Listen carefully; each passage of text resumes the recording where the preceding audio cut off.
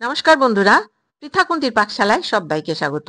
আজকে আমি করলাম পনির দিয়ে মেথি পালং চমর। গ্যাস অন করে একটু জল গরম করে নিলাম। এবারে দিয়ে দিলাম পালং শাক। পালং শাকটা দিয়ে যতটা পরিমাণে পালং শাক দেবো ঠিক ততটা পরিমাণেই কিন্তু মেথি শাক দিয়ে দেবো। দিয়ে দিলাম এবারে মেথি শাক দিয়ে একটু ফুটিয়ে নেব 2 থেকে 3 মিনিট, বেশি নয়।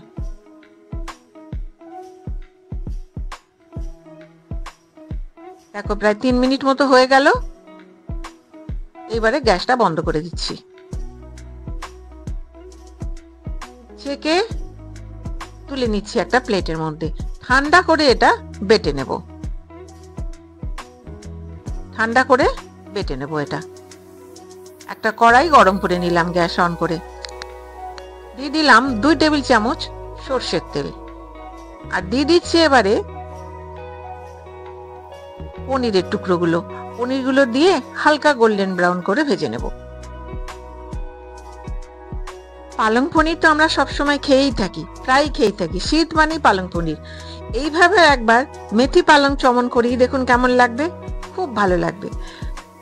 পনিরগুলো হালকা গোল্ডেন ব্রাউন করে ভাজা হয়ে গেল। এগুলো এবার তুলে নিচ্ছি।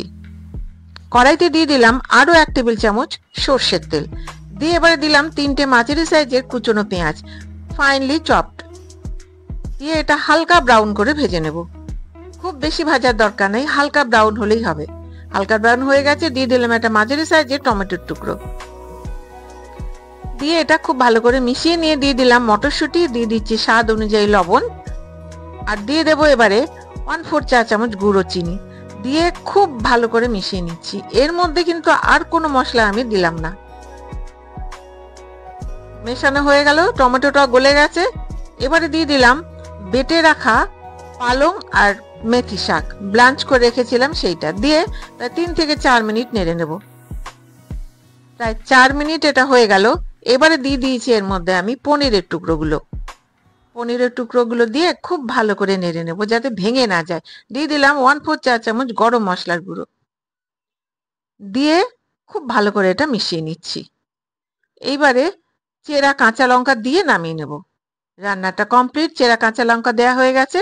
একটা বাটিতে তুলে নিলাম। অসাধারণ লাগে খেতে, খুব সুন্দর। আর রান্নাটাও কত সহজ। তাহলে আপনারা বাড়িতে করুন, খান, আর আমাকে কমেন্ট করে জানান কেমন লাগলো। আর হ্যাঁ, আমার চ্যানেলটি সাবস্ক্রাইব করতে ভুলবেন না। ফেসবুক থেকে দেখলে ফলো করার অনুরোধ রইল।